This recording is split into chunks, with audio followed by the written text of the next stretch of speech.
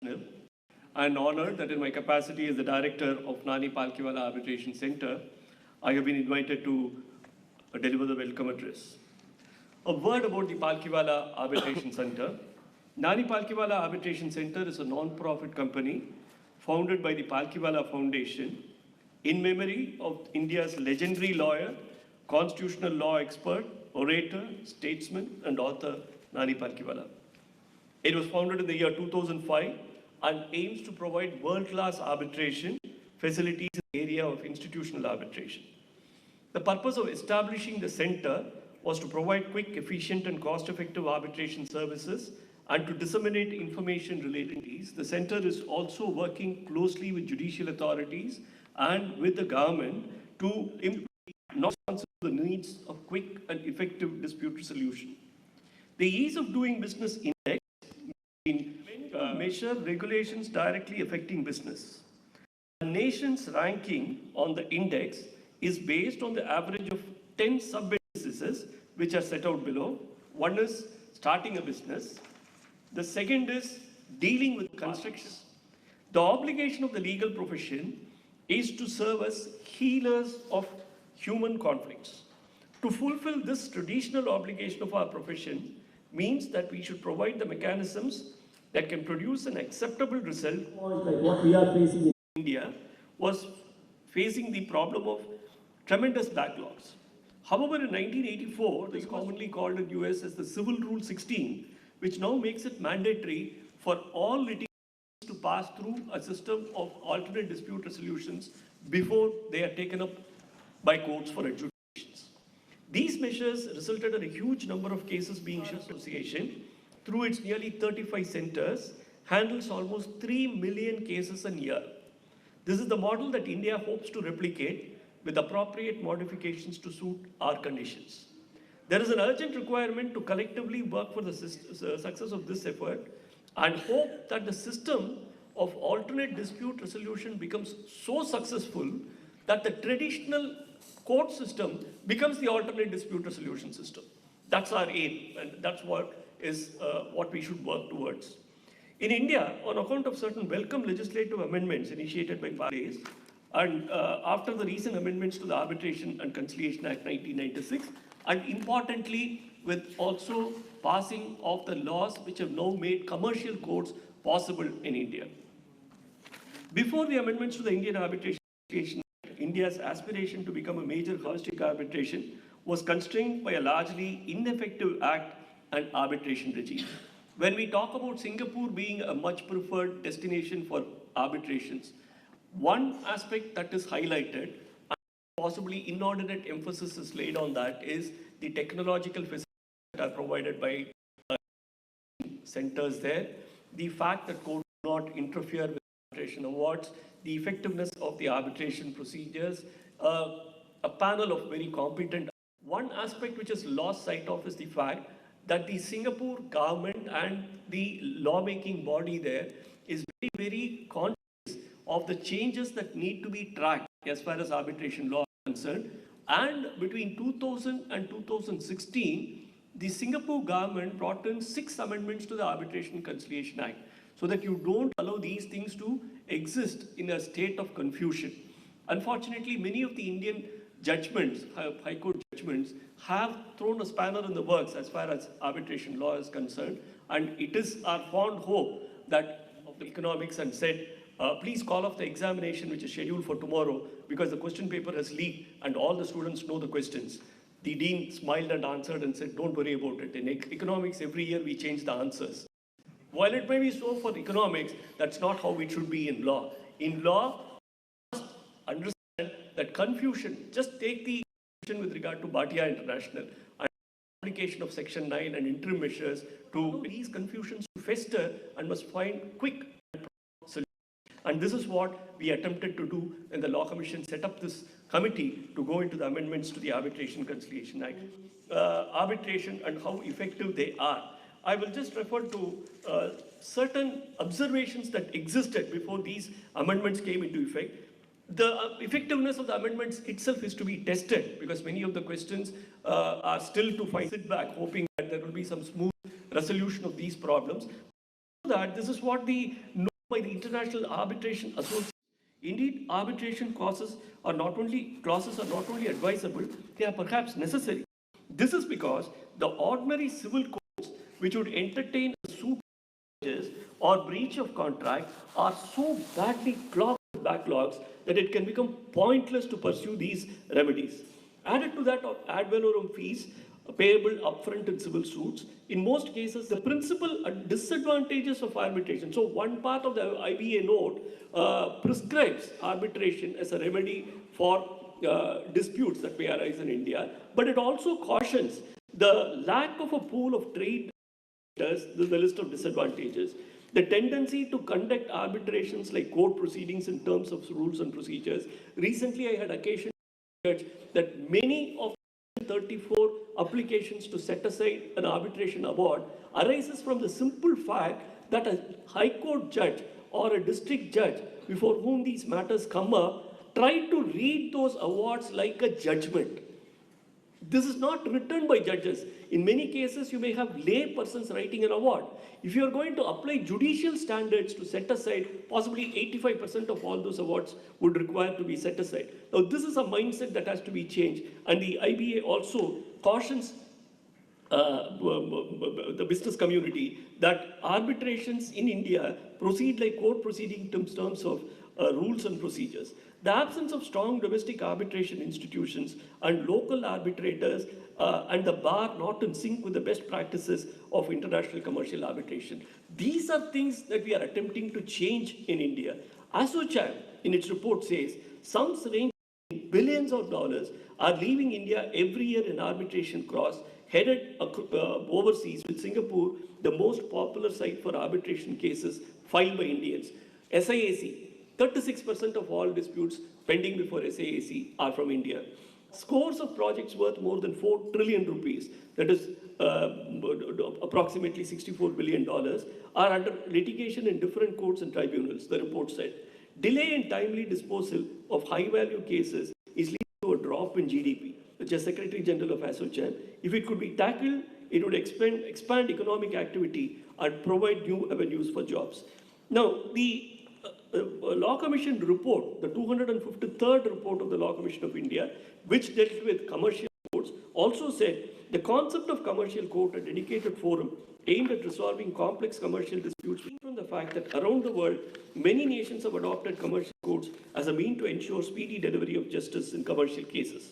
A more elaborate discussion covering many countries that have set up the report of the Commission, and the same is not being repeated here for the sake of brevity. However, it will be worthwhile to briefly restate the justification for a commercial court in India. The importance of a stable, efficient, and certain dispute resolution mechanism, just compensation for damages suffered, are absolutely critical to investment and economic activity, which necessarily involves the taking of financial and enforcement risks. A stable is therefore essential to the economic development of any nation. Then, it also points out that for investors and companies that India is a difficult place to do business. Inter alia, for contract enforcement takes 1,420 days, nearly 4 years, and costs of enforcement aggregate to nearly 40% of the value of the trade.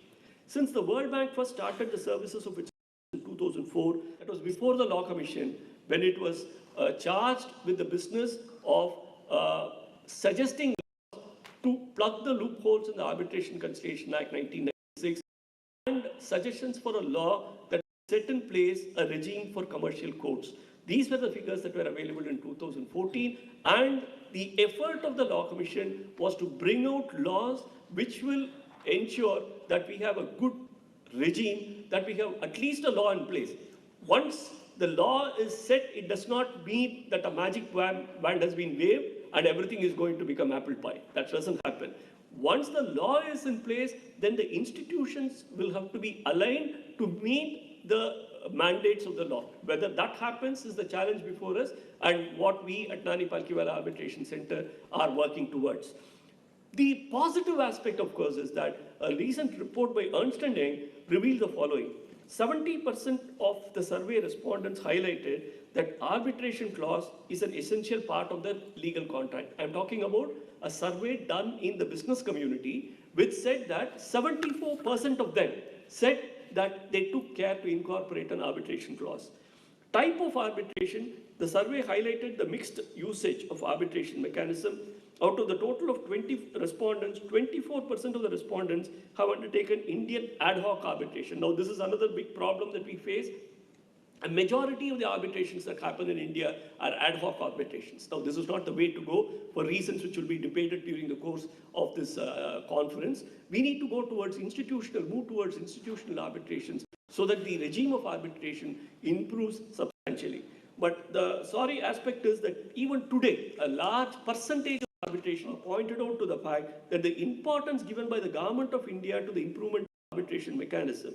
More than 50% of the respondents said that the ministry's recent steps to develop dispute resolution mechanism are in the right direction. Therefore, industry is also taking note of these new changes that are going to come through amendments to the Arbitration Conciliation Act and through the Commercial Disputes Code going to be set. Then enforcement of the arbitral award, 78% of the respondents revealed that they were satisfied with the arbitral award. Cost and time disadvantage, around 50% of the respondents state that arbitration in India is expensive and does not provide timely resolutions, which highlights the need for radical changes in procedural aspects. Arbitrator selection, 68% of the respondents believe that subject matter experts should be appointed as arbitrators, as against 22% who believe that retired judges should play this role. Therefore, we see that there is greater requirement for experts in institutional arbitration. Taking into all these things, I'm just going to highlight a few of the important changes which the Arbitration Conciliation Act 1996 has brought out. One is arbitrators' neutrality. It is no longer possible for companies to nominate their own employees as arbitrators in an arbitration for an arbitration. That aspect of the law has completely changed, and therefore, hopefully, now we will be moving towards arbitration proceedings, and one that is seen to be not only fair, but is also seen to be fair. Happened is that the fees of arbitrators, now that was a matter of great concern. In fact, the Supreme Court itself had occasion to observe in Union of India versus Singh Builder Syndicate.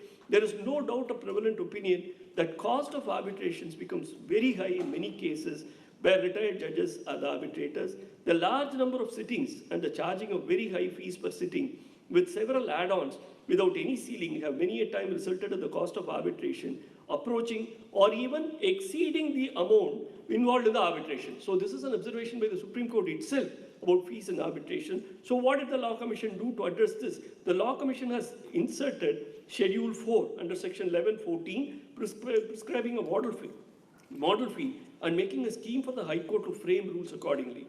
This provision is not made applicable to international arbitrations and for institutional arbitrations. The third is that there is a time limit now imposed on the resolution of disputes through the arbitration process.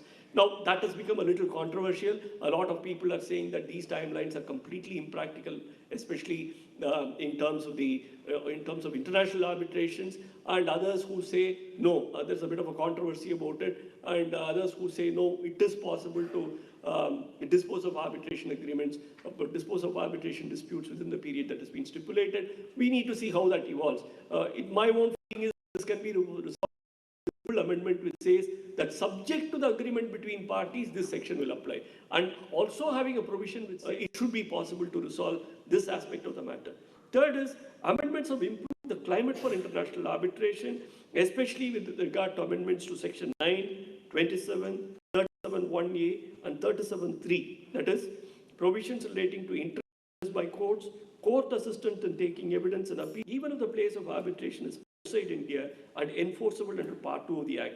Another important change that has been brought in international arbitration is that all applications to court has to be made to the High Court having jurisdiction rather than the principal civil court in the district. So, setting aside an international arbitration will now happen only in the High Court. Previously, it could go to the district of an arbitration award that has been passed, and that is a huge improvement because it can result in proper security for whatever amount has been awarded so that the person who wins and has an award in his favor is hopeful that at least he will be able to realize the money that has been awarded to him.